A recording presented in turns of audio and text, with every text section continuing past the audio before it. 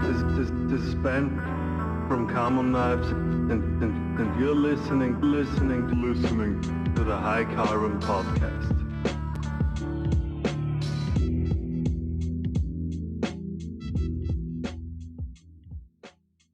Welcome to the High Carbon Podcast.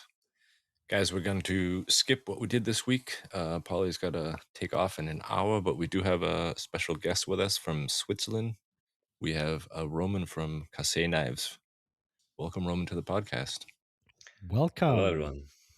Hello. Thanks for having me. Yeah, so we had a quick little chat before we started recording about what we can talk about and not talk about. Polly's got lots of questions for you, I'm sure. But why don't you get us started? Tell us a little bit about yourself. I know that you do a lot of work in high Rockwell hardness knives and focus a lot on performance and stuff, but I think you've been a full-time knife maker for, 8 years now? Yeah, that's right. Well, full-time since 6 years, knife maker since 8 years, went full-time in early 2020. I do high hardness, custom knives, exotic steels, 68 Rockwell, 70 Rockwell, everything up there makes me feel comfortable. It's lots of folders, but also fixed blades and also some survival knives, which are then obviously more tough steels. Yeah. So what got you into the high hardness steels, like these super steels or the powder steels? Well, I was always, before I became a maker, was a collector since 2013. And I always thought, well, I like these pretty knives. I was very much into custom knives, but I noticed that they didn't come in very exciting steels. Everyone was using RWL34, which is a good steel, don't get me wrong, or ATS34 back then, and S30V. And I was like, hey, I would love to have, an exotic steel like CPM Rex or at least K390 in a custom folder. The only one doing that back then was like Spyraco. And that was it. So I started first for myself making knives, and then suddenly people came and said, hey, can we buy them from you? And one thing led to another, and I just had completed my degree, and I was like, well, now or never. So I started, and yeah, after 1.5, 2 years, I was able to go full time. And now I make I always say I make the knives I always wanted, but wasn't able to buy. Yeah, I think especially in the custom folder knife world, there's a lot of people buying knives for the name of the steel and stuff. But it's not just about the steel; it's about your process and your like exact heat treatment standards. And I mean, even if you got the best steel and you're not heat treating it right, might as well just start off with an easier steel, right? Absolutely. So that's the thing that one of the things that sets my knife apart is, like you said, the heat treat. And I mean, lots of people have been testing that outdoor. I think the first guy who did this was Outpost 76, and then was Cedric and Ada / Pete. Tom Hosang just did the test, and many others. And yeah, the performance was always very nice, is always very nice. And that started to appeal to collectors a few years ago, which made me very happy, because up until a few years ago, collectors would only go for fancy materials. But like in a Swiss watch, like watchmaking is very big here, obviously, and it's a huge influence for me. And nobody would buy a nice looking watch if it was inaccurate, right? If it didn't tell the time nicely and precisely. So I think the heat treat is like a precise watch, and the rest of the knife looks nice. But if it hasn't a good heat treat, or if it's ground too hot, or if it's ground too thick, I don't think it doesn't satisfy me. So that's, I think, my USP. It's like this extreme edge retention and or toughness when it comes to survival knives. Do you want to tell us a bit more about your heat treatment process, or is that a trade secret of yours? There's some stuff that is a trade secret, but there's stuff I can talk about, like several cryogenic cycles, which is quite popular and has been for a long time in Russia. Sometimes I do 4, and sometimes it can take days. Like I austenitize it, and comes to cryo, then comes to temper, cryo, temper, like several times. And there's also some other stuff, but I think one of the most important things is to do just one knife at a time. So when I do like a batch of knives, every blade is in the oven on its own. Like I don't put several blades in the oven. Like I think that's more and more gold standard by now. But there's a lot of a lot of tiny things, but if you do all of them, they add up. And the heat treat only is one thing actually. If you grind the blade too hot and not wet, I don't know if you saw this, but that was quite a controversy back in 2019 and 2020. Like if you grind them too hot and the blade gets too hot, doesn't matter what kind of heat treatment you do, it goes out the window, right? You're ruining the temper or even more. Yeah, it's fucked. Yes. Essentially. I have kind of a hot take here, or maybe a question rather. Maybe Roman, you could answer that. But like for let's say Elmax steel, I don't know if you have ever used it, but if you look at the possible temper cycles, and if you are not aiming like a super high end hardness, but let's say you are aiming for 62 HRC, you can do the high temperature. A tempering, which is like 500 degrees or something like that. I guess this is more forgiving than for the grinding temperature, isn't it? A bit, but it's not just. That's a great question, and I looked into this quite a bit. So it's a bit more forgiving, but you are still. You see when the color of the blade changes. Mm-hmm. That's basically oxide. You do have temperatures that are at least 250, and even though the hardness itself is the fact that you bring in tension into the edged zone, so you have a, you have tensions in there.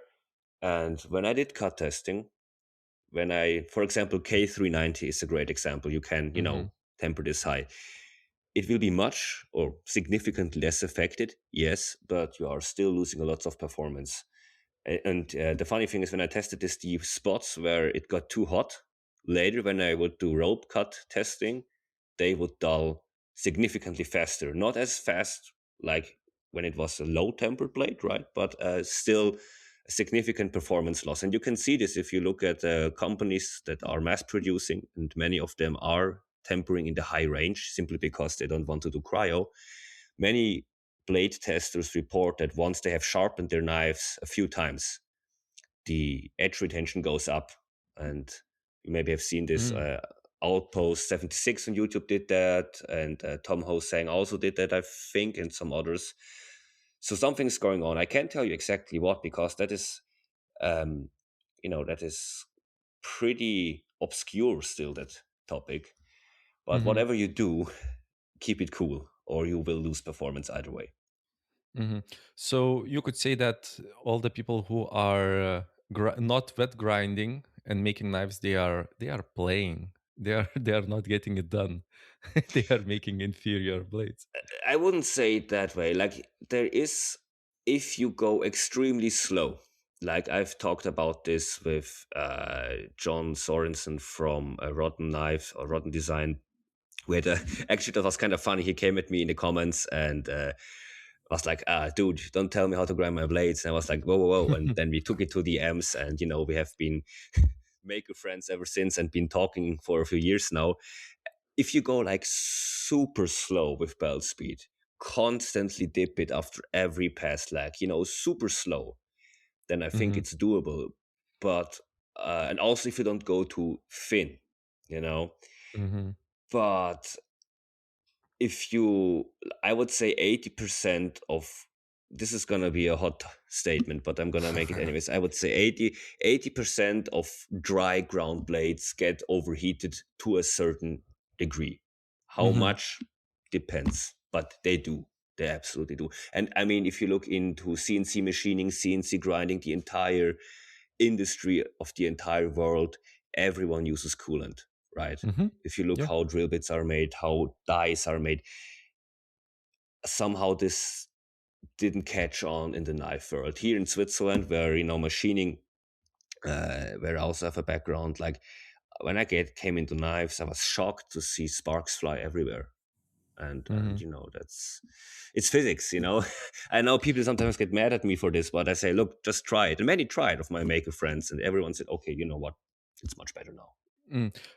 Just to be a little bit of devil's advocate here. Sure. I think in machining you have a separate big positive thing, which is like chip evacuation. In machining, That yeah. helps. Yeah, yeah, and in like when you are grinding blades, the sparks just go down, and what most people use, and I guess you use it too, is mist coolant, which is messy, which is hell of a mess. There are some advocates for full flood coolant on belt grinding, but I guess that's even more messy. Where on CNC grinding and CNC machining, you have this, like automated nice machine that is fully contained, and I guess the handmade makers are a little bit put off with dealing, especially with rust, right? Yeah. Yeah. Well, there's workarounds for all of that. But first off, I had both. I had flood coolant and I had mist. Both has advantages and disadvantages when it comes to the mess. Like the flood coolant splashes a lot, and the mist makes, a mist that can get everywhere. And when it comes to cooling, both work extremely well. You just need a lot of pressure with the mist, and then it Mm. works at least as I found for my blades. For chef knives, it may be something else. I've talked to chef knife makers, and they say only flood coolant, which makes sense. But Mm-hmm. for folders, for fixed blades that are, EDC, outdoor, or a chopper, stuff like that is perfectly fine with, mist coolant. I have a Vickers micro hardness tester, which, can test at the edge. And I never found that it makes a difference in result. Messiness, I just uploaded a few stories to the Instagram. If you have like a contained grinder Mm-hmm. and you have a good suction below it, it's pretty clean. But of Mm-hmm. course, you have to take care of rust. If you have an anti-rust additive in there, which I do, like CNC additives, like 2 to 4%, depending on what you use, you won't have problems with rust unless you let it sit wet. Like if you go Mm-hmm. into the weekend and come back on Monday and have everything dripping wet, even then you can have some rust because the steel dust gets in there. Mm. If you only have the lubricant without steel dust, which is not realistic, then it doesn't rust. That's how it works in CNC milling. Mm-hmm. Yeah. But then you have another hazard that you have to deal with, I guess.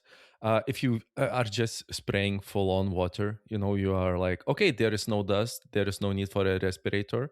But if you are mixing in, doing the emulsion thing, you have these, the dust, not the dust, but like the vapors Mm. evaporating of the emulsion itself. Then I guess the respirator must go on again on your face. Honestly, I would always use the respirator with or without additives because the steel also gets vaporized, and these fine droplets are always harmful. Mm-hmm. So whatever you do, put on the respirator.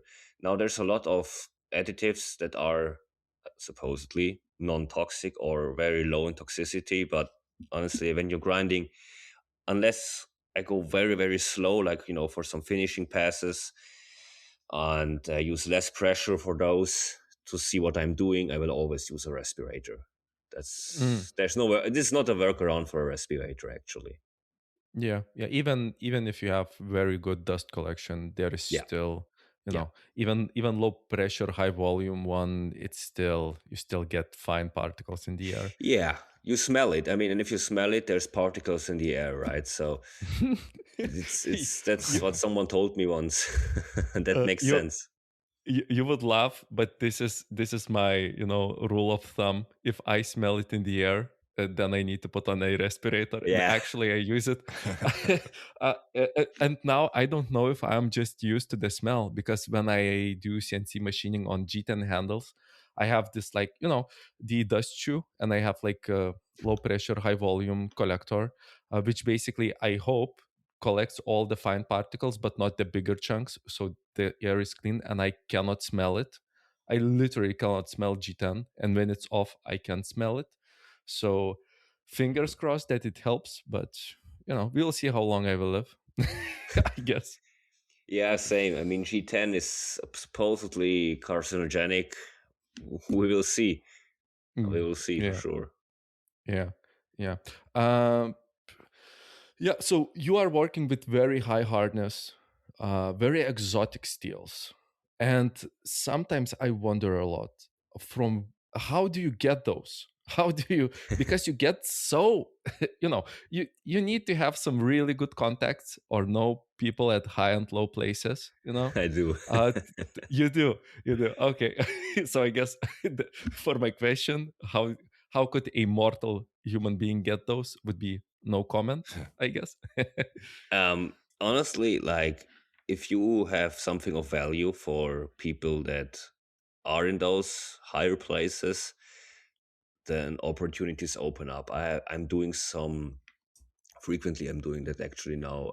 Is consulting for heat treated materials for companies, and those companies usually work with such steels, and whenever I work with such companies, of course, I'm always asking, Mm, hey, could you, set me up? And that led over the years to some very good connections. And that's how I get them. But sometimes it takes years. Like I was the first to get Vancron, and it took me, a while to even get a block. And then it took a few more years to get a sheet. If so it's work. If you can offer something to them and have some luck, I guess, then you can get that. so you have to offer something in value. You have, you cannot just cold call anybody and be No, like, hey, yeah, I I mean, you want can that. try. You can try. I mean, sometimes that works. I would be surprised if that works, but Well, I see, guess.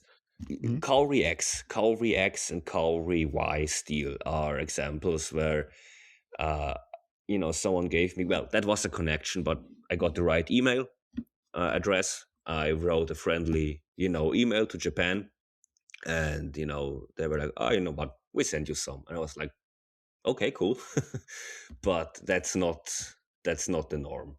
Definitely not. Mhm. Okay. Uh, it- hard to get, I guess, really expensive, but you still, I'm trying to make a nice segue into just asking you, you make folders, you make fixed blades, and if I look at your website, you are really emphasizing on the handmade aspect, So I just wanted to ask, what's the deal to being against CNC machines in this regard? Well, I'm actually not against it, but the problem is there's so many CNC machined knives, and if I wanted to, I need to have a USP, right? And there's a lot of people that really like the handmade aspect, and I actually have set up a small CNC, which I'm messing a little bit, but I haven't, released anything yet except that little neck knife, which I milled the handles on that CNC. But it's really just if I want to go CNC, which one day I will, it Mm, must be a really high end, nice CNC, and it must be capable of finishing those steels, because otherwise, you know, it's not worth my time. I mean, of course, I could buy a Haas and start milling the handles, but I mhm, still need to hand make the blades, mhm, and then I cannot call it handmade anymore, and I don't save that much time. mm. The only option that CNC will offer me is some stuff I cannot do by hand. But again, in order to do what I want a very particular level of CNC machine, which is not exactly cheap and requires space, which is also not that easy to come by, at least here in Switzerland. So Mm. yeah, my customers love handmade, and that's why I'm doing it. But I'm not against CNC by any means. I mean, I was trained on CNC machining during Y- my degree. Yeah, it was a little bit a tongue in cheek, Yeah, I know, question. but no, it's really just demand. Honestly, it's demand. Funnily Mhm, enough. mm. I'm asking just because I saw you were using a pantograph to do the inlays, and I'm Yeah. like, just run. You just run a program, have a fixture. But just to go back a little bit, and sorry, listeners, I'm nerding out here. But did you ever do like window shopping for CNCs that would be capable, or the brands that you are looking into that would be, up to your alley? Because Haas is a no-no, but Yeah. there are some high-end stuff there. Honestly, I would like to buy new, simply because as a first, like, what's really nice is Hermle, also Hermle in German, but I think the American audience will pronounce it as Hermle. These are very beefy machines and not exactly the high-speed milling machines typically used, even though they have very high spindle speeds, but they are so well made, so beefy, and probably the only machines I would consider buying used even. Because if you find like a Hermle with like 10k hours on it, it's basically new. 30k hours, it's basically new. And then there is, and those are not cheap, right? There is, of course, a Kern, but that's really out of my budget. Yeah, 800,000. Not anymore. It's more now. I think no, it's more even. But yeah, that's right up that. I would definitely not buy a DMG Mori. Like, they don't live long enough in my opinion. Interesting. That's a hot take, kind of hot take. If I remember correctly, Sugarov knives from Russia, they are using a lot of DMG Yeah, well, machines. you can use them, but the problem with like DMG Mori has. I mean, I don't want to get into CNC talk. They have like availability, and if something breaks, they can replace it. But if you want like a machine that is very low maintenance and will just run. Personally, as a knife maker, you need that. I'm not a big corporation with dedicated technicians that can just the DMG in lane 5 has a problem with, I don't know, with the spindle. Replace the spindle. If you can't do that, I don't think DMG Mori is the right option. Not that they are bad machines, but when it comes to buy once and leave it alone, I would personally, from what I've seen, from what I've heard from people that are in the industry for a long time, I would not buy a DMG actually. But that's there's other opinions on that. But if you go back to what I would like there is a Fehlmann has some nice ones, I think, and then there is also a little bit old. And there is a very good brand. What I will get most likely is a Müller FS series. Have you heard of them? Okay, a Müller. Okay. Oh, okay. Yeah, Müller. Also like M. Yeah. Super cool guys. You have to do some assembly yourself, quite a bit actually. But again, that's not that much of a problem. I can manage that with the help of some very capable friends. And essentially, with an investment of, I don't know, 30k, 40k, you get a machine that's worth like 60k. But again, that's it's a big project. Yeah. Interesting. I think I heard from Dylan from Within Tolerance podcast. He has a Hermle. And he loves it. He just brags about it and how good awesome. it is. They're awesome. And it's interesting. Maybe you have considered Doosan, DN Solutions, I guess now they are called. I've heard of them, but I've never actually. I never got a quote or something like that.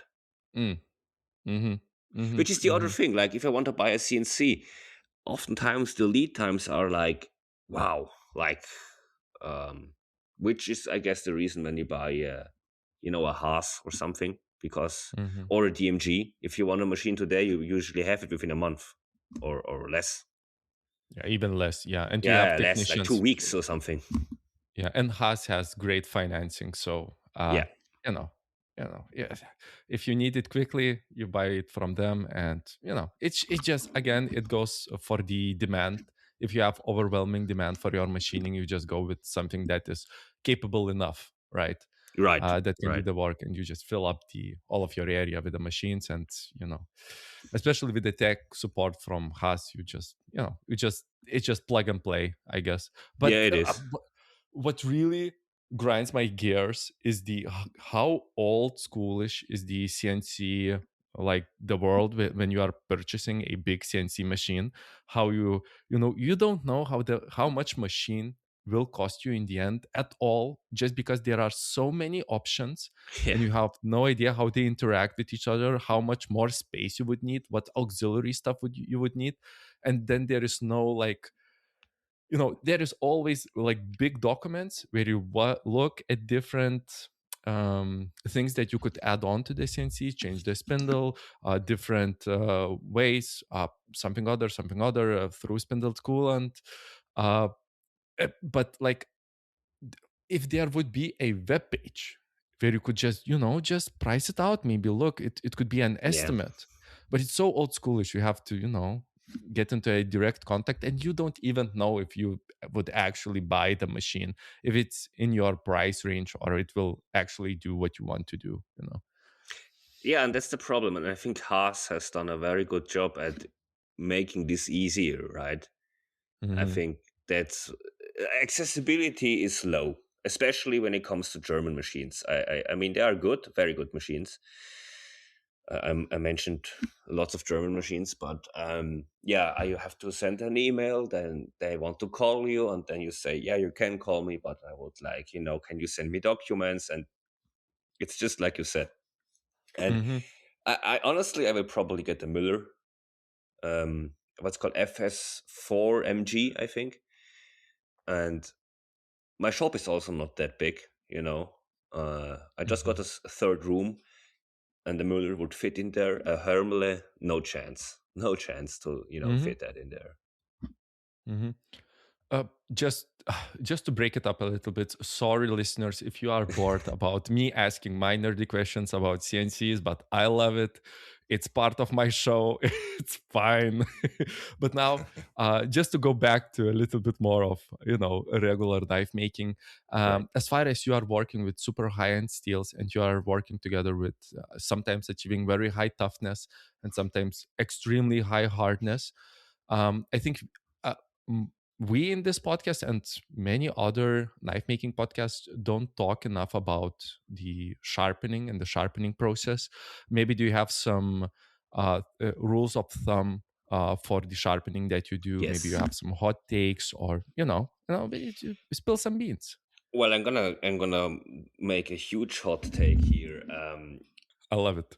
All sharpening stones that are diamond based or CBN based, except two brands, suck. And Whoa, that's a yeah, huge one. like, Okay, and I Shots can okay. fired. back it up. If you look, maybe you've seen me. I have been working a lot with Dr. Marvin Gröb from Kern, who Hmm. makes the Kern machines, and he has that nice scanning electron microscope. And he and I, but mostly he, looked at pretty much every stone out there. Everyone, every stone pretty much that's out there, and it's publicly accessible. I think it's called. Let me quickly check. Dr. Marvin Gröb. If you put that in, his website comes up. And what he found, CGSW is good. And Mm-hmm. when he's and everything else had agglomerations or had severe contaminants, like not contaminants but silicon, which Hmm. is used in CNC grinding, but is detrimental to knives because it, burnishes. So he came up with his own stones. Maybe you've seen the Dr. Marv stone, and that's the Mm. only thing I use nowadays since a year now. If you have a link to that, drop it in the chat, and maybe Keith will Sure, add it to the show notes so the listeners can sure. check them out. I put it That here. is Yeah, it's a uh, hot take, and I had like a huge collection of stones, and all of them pretty much performed the same for me. Sure, of course, the feedback is different, and I'm a sucker for feedback. But over the years, I found myself going back to resin stones, and I would use CGSW, but they were very slow. And mhm. then I came into contact with Marvin, Dr. Marv, and basically he said he thinks he can make a better stone. And I was like, well, sure, go for it. And he actually pulled it off. And now you can buy these. And I think whatever you do, if you sharpen knives, doesn't matter the hardness. If you can go manual, if you're doing high volume, get a slow spinning water cooled system like a Tormek. I just wanted But to ask you, yeah, is it good in your book or not? honestly, I mean, I had two. I had first years ago I had the T4 and sold it, and now I have the T8. I rarely use it. I'm I did last year. I did around 280 semi custom knives for Linder. That's where Mhm. I used it. Um, I think it's a bit too slow with the speed mod and the CBN wheel. It's okay, but honestly, I would go for there's some alternatives out there which I keep forgetting, like that are not clones but other slow running sharpeners. Mhm. And yeah, I would get something like that. Yeah, I mean, I am using currently the T8 with the Mm. speed mod and together with the CBN wheels.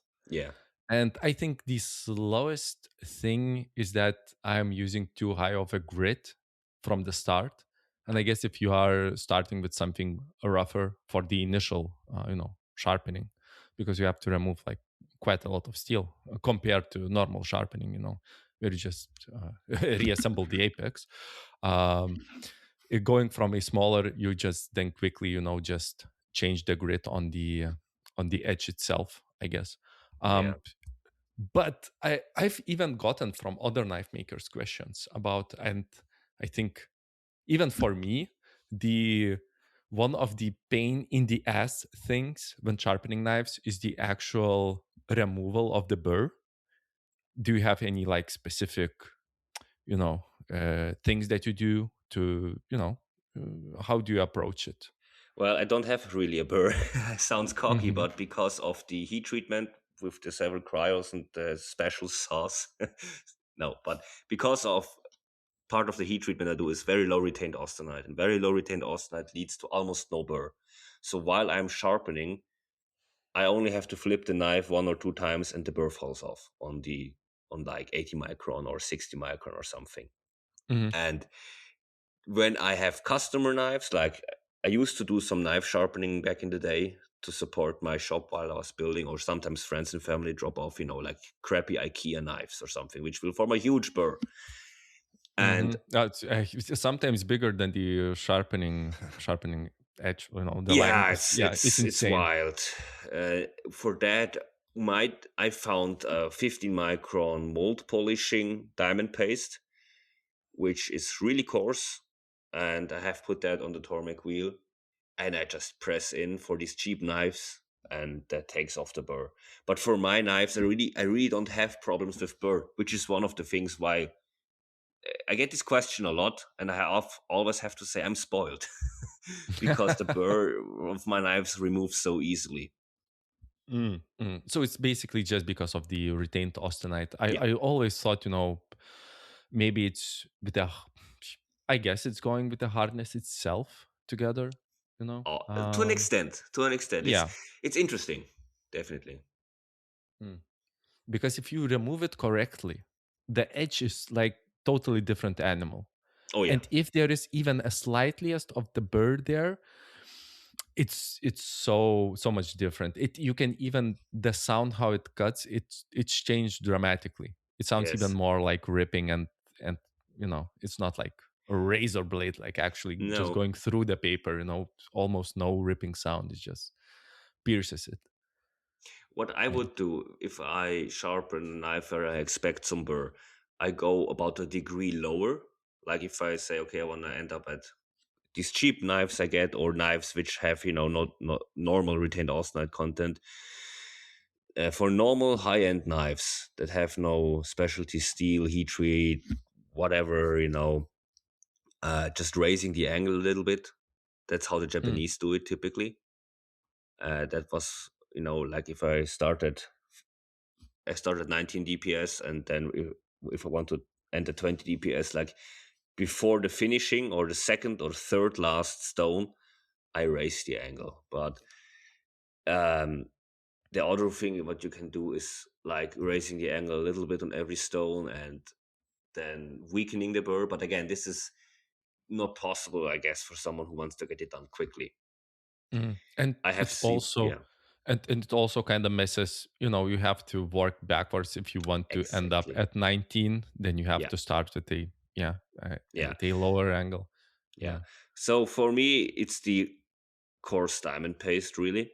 Like if I get an unknown knife, sometimes people bring me high end knives too for sharpening, which I don't know how they will behave.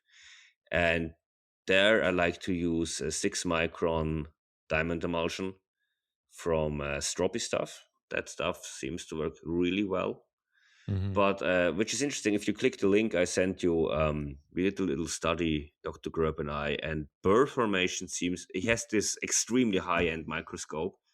We haven't had a SEM microscope that has this high resolution. We had the Science of Sharp, but this is like magnitudes above. And we found that you will always have some burr if you strop, even if it's just in the nanometer range. So I don't even know what to tell you anymore. What even is sharp? Like I used to talk so confidently about sharpness, but the more I learn, the less I know. It's like, wow. Yeah. And I also came to my mind like a great use for a IKEA cheap knife where you get a huge burr. This is actually a great example to show the non-knife maker what a burr is actually Yeah. is because Yeah. it's so huge. And this is not the only great idea that came to my mind. Dear listeners, this show is sponsored by Kilns. Minihell.eu is the sponsor of the show because they got the next kiln for you. If you need a new heat treatment oven, you can buy polished build, great quality, and amazing price. Minihell.eu. And while you are shopping on there, you can also buy heat treatment racks and heat treatment foil for stainless steels. And at the checkout, don't forget to use carbon 5 to save 5%. And so Baltazar knows that you came from here, and you save a little bit of money that you can invest in steel, grinding belts, and other materials, or maybe something that you can find on his shop, minihell.eu. And also, if you don't find anything that suits your needs, maybe you need something bigger or a smaller kiln, you can just, shoot him an email or write to him on Instagram, and he can get it done. And so sorry that I was occupying the most of this podcast, but I had some really nerdy questions. And now I guess I will let Albert and Keith just maybe take it a little bit over. And now back to the show. I don't have a whole lot to add to this conversation. This stuff's like way above my head. All the steel and heat treatment stuff is not my specialty, but I do love listening to you guys. People like Roman and Tobias Hangler, talking specifically about knife steel. Most of the knife steel heat treatment or the steel heat treatment stuff that you read about is not specifically aimed towards knife people. So it's great that people are taking more interest in getting the most out of their steel that you can in the knife world. And I had a couple of questions. Some of them you guys kind of already talked about a little bit, but for like kitchen knives and EDC and survival knives, you make quite an array of knives. What would you like recommend the average person who doesn't have all the heat treatment skills that you have? What would you recommend, like the best deals in like heat treatment numbers to be aiming for? Excuse me. So yeah, honestly, one of the best steels that is very accessible, gives good performance to very good performance, even is RWL34. Maybe that's a hot take, but I sometimes still get requests for it, and I use it. And what's great about it, it performs great at the hardness level of 60 HRC and 65. And this steel is great for, the highest end, custom, but it's also great for somebody who says, hey, I want to get into knife making. If you put it in the freezer, you should definitely deep freeze it, but even then, you don't need the liquid nitrogen stuff, all that fancy stuff. You can just, harden it, get it hard to a nice, hardness, and it's nice to work with. It hand sets beautifully. RWL34 if you want a stainless, and if you want to go for something non-stainless, I mean, it really depends if you want to go air hardening or not, right? So maybe you can specify more if someone's using like a forge or an electric oven. I think most of the people, or at least most of my customers, all have electric kilns, so that's pretty accessible to Yeah. most my knife makers, I think, these days. Yeah, so then, like I said, stainless is definitely RWL34. It's a bit pricey for what it is. It's essentially glorified CPN 154, however, with better edge stability than that used to have. And for now, for uh, non-stainless, from what I have seen, the whole 52-100 series. If you want to go for an oil quench from a good manufacturer, that's good stuff. And ABL is also great, but ABL really is warpy.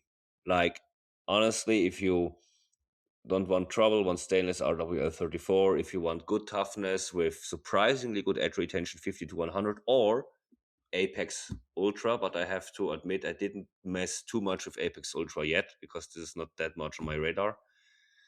But I have a blank here from Apex Ultra and Pro Cut, Damascus billet of Apex Ultra and Pro Cut. So that will be funny to work with. Mhm. I hope that helped a bit. Yeah, we've been trying to get Procut here in Europe. There was kind of a little problem with shipping and the tariffs in the US, so that didn't happen. It was supposed to be here around October already, but maybe we can get some of that in the next year or so. While we are still on the topic of steels, I have one question. There was a controversy quite some time ago. If you remember the Magnacut thing with Survive knives and All the right. voids that were there, and now the Magnacut is being made in Aaron steel, I guess, not by Crucible anymore. There were some talks that maybe the rolling mill was at fault, maybe the issue was taboo or wasn't there.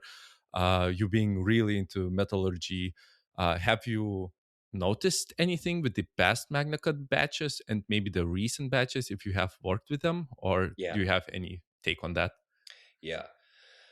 Um, Also some hot takes. Now, first, I don't know the survive stuff was sketchy, like was super sketchy. Like the guy was, a bit weird, I think. So I don't want to comment on that. But what I've personally noticed, I have worked with several Magnacut batches over the years, and I really noticed significant performance differences when it came to lateral edge stability. I never had like the stuff this Survive Knife guy claimed, like huge voids or something. But I did have some. I had some problems with edge stability above 63 hardness, 63 HRC hardness, like up to 63 HRC. It would perform, it would perform okay.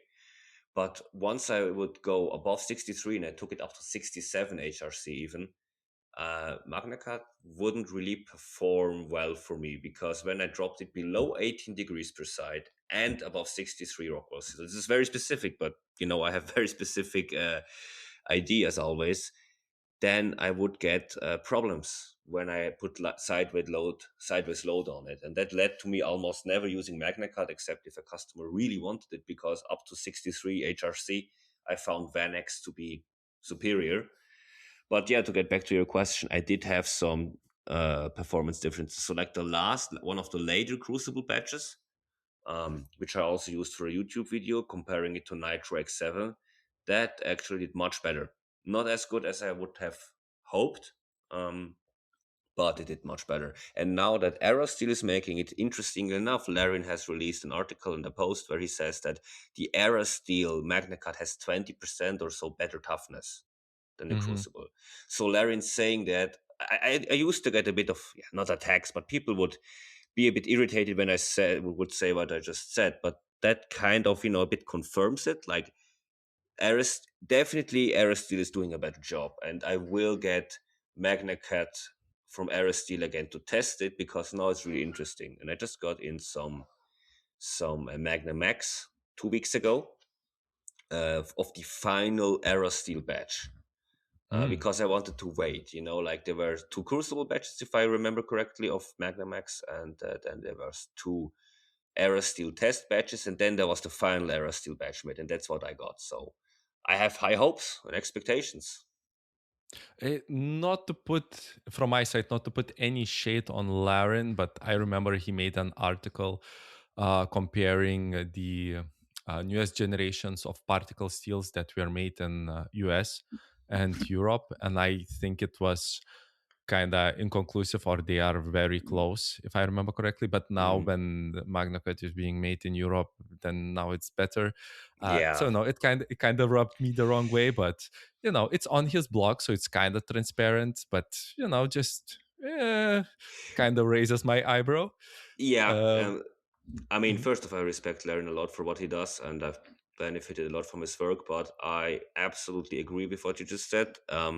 And this is one of the reasons I don't really like to, um, y- you know, I don't know if he was like, sponsored by them, but he worked very closely with them, and of course, you feel a certain loyalty to that mhm, company. And last year, when I worked with Buderus on Nitro X7, which did very well, and of course, Buderus had some problems, which they have resolved now. I saw some bias against that steel or from him as well.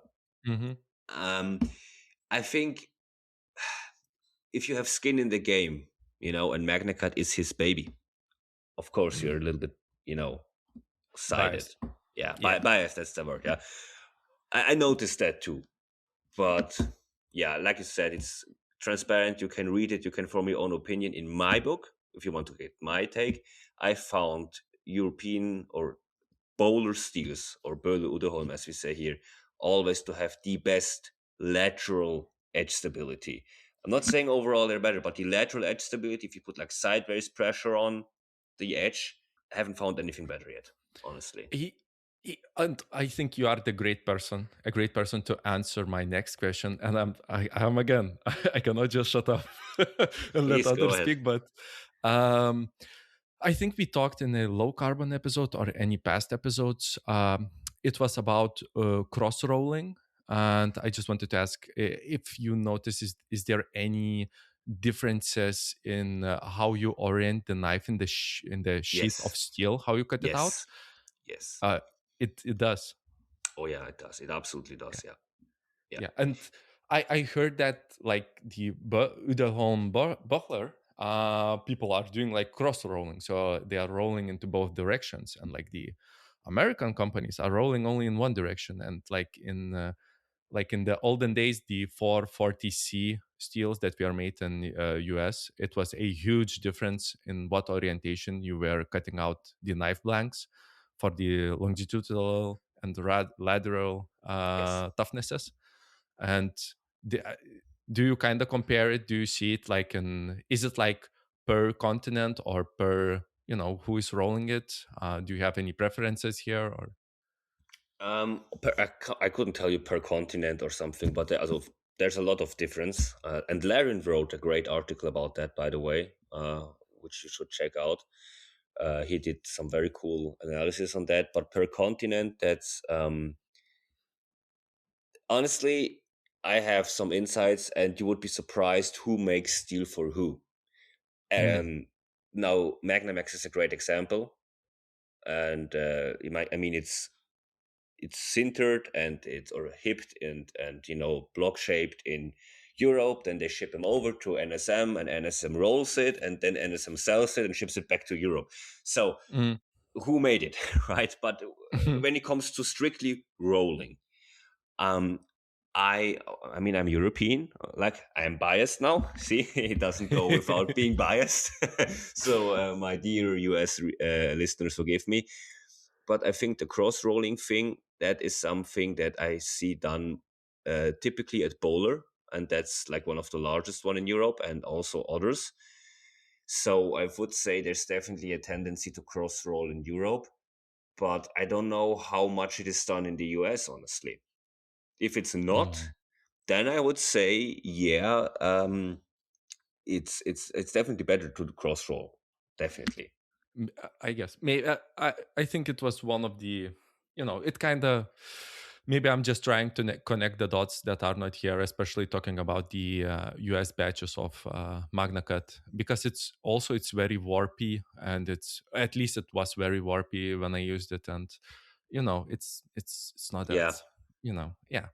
Uh, just to wake the other two guys up here, and even Albert, who did maybe said one word during during this podcast, we do have a really interesting question. Somebody would call it a dilemma connected with steel.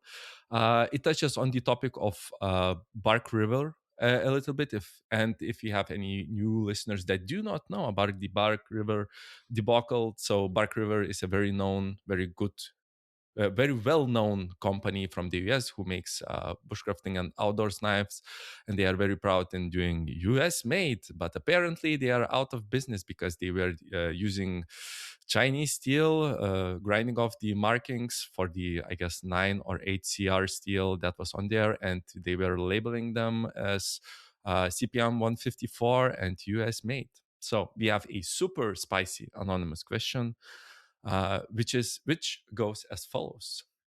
If you knew for a fact another knife maker was doing quotes unquote Bark River, would you leak it? So if you would know that a buddy of yours, another knife maker, would be using one steel and just labeling it another steel and selling it as another steel, would you leak it? Would you go public with it? I'm gonna blackmail him.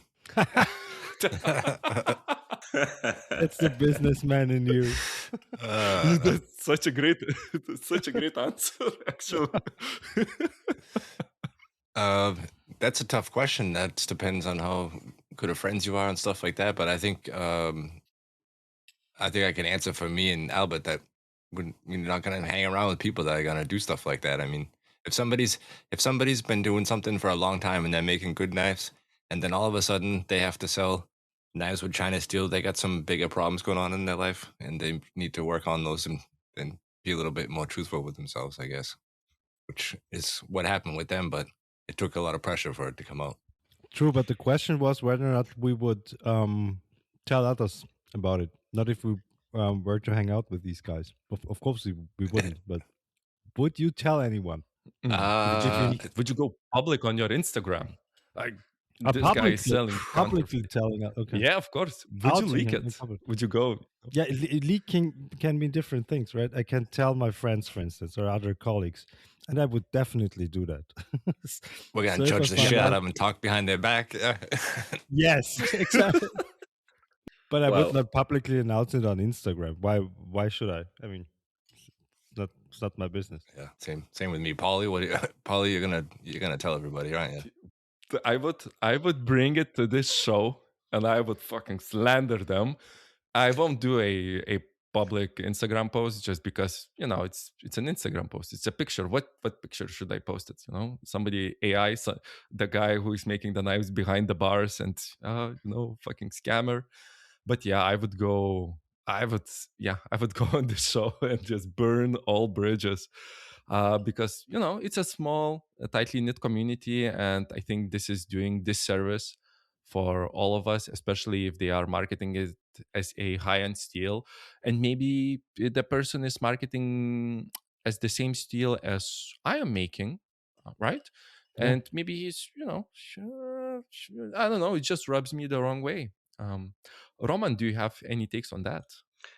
I would do like a mix of what you just said. Like I would also not do like an Instagram post or something like that, because that's like getting in a mud fight with a pig, and and the pig will always enjoy a mud fight. You get dirty, the pig gets dirty, but the pig enjoys it, right? So in the end, nobody would get helped. But I would go to the people affected. Like, for example, if I had known, for example, for a fact, like with proof, I don't know, leaked emails, whatever, of Bark River before that happened. And I have friends, who buy and own, or used to buy and own Bark River. I would go to those friends and tell them, look, I have this information. I would, go and confront the perpetrator, but because you are affected of this. And if it's like, I don't know, like really fraudulent in a sense that it's like a criminal offense, maybe I would even, get to some more public, way. I wouldn't go to. I'm not like a snitch that goes to the state or something. I'm not that kind of guy, but maybe I would even make a forum post. But as a company, I do not want to get in some sort of mud fight. And if I was like knowing those guys personally, maybe, like for years, I would tell them, look, I know what you're doing. You either stop that and publicly apologize, or I will tell all my friends who own your stuff what you did because they are my friends. That's what I would do. But I would also not go like on a, public mud fight, because the thing is with all these, I mean, we have all had a lot of, I mean, we've seen drama over the years, right? There were so many controversies in the knife world, and where people like where people were justifiably leaking stuff. But every time it happened on social media, it got so ugly. So if I ever come into this situation, I will go to the persons directly. And if that means I have to write 50 DMs or 50 emails, then I would do that, you know. So that's what I would do. And then if I was personally affected, like if I was, if I don't know, if I ordered material, I don't know, if I ordered like grade 5 titanium and I find out that I got grade 2, that's a whole different story, right?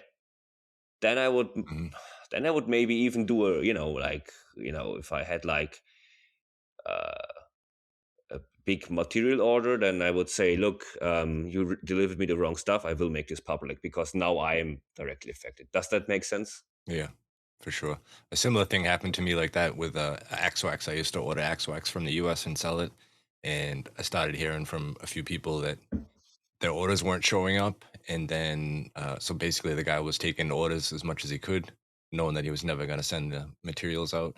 And then he started going to smaller knife makers. The customers of mine would message me and say, "Hey, this guy from Axwax is just emailing me if he's going to sell it in wholesale prices if I wanted to buy a bunch of them." So then I started telling everybody about it, that he was sending out Right. bills and not sending out material and stuff like that. And so yeah, it affected me, and then it was starting to affect other people because he was going after the small guys, just trying to get some money in before he closed up. Yeah, never be quiet about stuff like this. I mean, I think it's great that the other guy here, was it Albert, that said, I wouldn't put it on my Instagram, but yeah, definitely do something. I wouldn't blackmail them. I mean, that's not... I'll joke. That was a joke. That was a joke. I like I the know. way, your answer. I think that's the same answer most of us would do. We say some stuff on here on the podcast that maybe we shouldn't. That's kind of hot take stuff, but we're not a bunch of mean guys, and that's definitely the right way to approach it. And also, I think as a company, you always will perceived as biased. I mean, you asked me about my heat treat. Of course, I say it's amazing, which it is. But I think whenever something like this happens with BRKT, I think the best voice is a YouTuber that doesn't have an own company. I could see myself going to a big YouTuber who I respect, and I would say, listen, man, I got, from company XYZ, I have stuff that got leaked, or I have evidence they're doing this. And could you, bring this to people's attention? You can mention me that I found this out, but it's something like that, But you are never objective. Usually when you know stuff like this, you are in some way personally affected. Just like you said with the axe wax, like you got messed over too, right? So maybe you're not the best person to speak on it, but you have to speak. It's that's what I would do. I would definitely find the best way. Well, I got informed in enough time to like withdraw my PayPal payment, so I got all my stuff back. But great, as soon as I started talking to him about it, he just disappeared and ghosted me. So I went to PayPal and got my money returned to me. But that sucks. I would just kind of say everybody's got their own little personal bias like that. I think we might even have a moral obligation to do that, to let our friends and colleagues know, or other customers, right? In order to protect them if we know something. So that's what I said. Like I would go to customers I know. Yeah, definitely. But I think there's a moral obligation. Like when you see an accident, it's not just morally but also legally required for you to help the person who had an accident. So we might have the moral obligation to prevent something like an accident to happen, right? So that other people will not get ripped off. But here's what we would actually do. We would do a spicy low carbon episode so that we get a bit more sure. patrons. So we would tell on the regular show that we have some inside news, but people should pay for it. So don't forget, you can join our Patreon and hear all the spicy episodes that we did in the past, and there are some really, really, really spicy ones. High Carbon Podcast on Patreon. So thank you so much for your current support, and if you want to hear something, just join. It's just $1 a month. So don't forget to sell us. No, I was just going to say we are getting close to the 1 hour mark. I know Paulie had a hard out. He's going to get out of here tonight soon.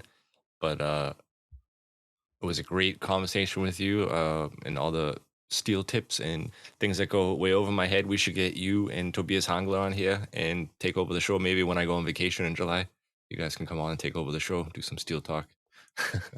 But is there anything amazing? Yeah. Is there anything you want to talk about? Any projects going on, or you want to plug your website or anything before we say goodnight? Yeah, sure. Projects, I have quite a few, but they are a little bit too early yet to comment on. But, some interesting stuff is coming, definitely. My website, maybe you can put it into the link, I don't know, but it's kase-knives.com. kase-knives.com. And you will also find my Instagram and YouTube there. Yeah, he's got lots of awesome videos, a lot of things you talked about with the sharpening stones with Dr. Marvin, things about heat treating. Guys, check it out. He's got links to his YouTube page where you can see some, I think those are Instagram videos that you did, but there's a lot of interesting videos on there to watch and good information. Go check them out. Thank you. Thank you. It was an amazing show. Thank you so much for coming. I know Paulie's not done with all his questioning, but time's running out. I'm not. I'm not. We are so getting you back. You are such a great talker. Thank you for coming again. Great info and good. And I love your hot takes. This is really good. Yeah. I'm not sure how hot they are, but I speak my mind. I always have, and I will continue to do so. Definitely. Close it down, boss. Right. All right, guys. Thanks again, Roman, and we'll talk to the rest of you next week. Bye for now. Bye-bye. Bye-bye. Tschüss. Wiedersehen.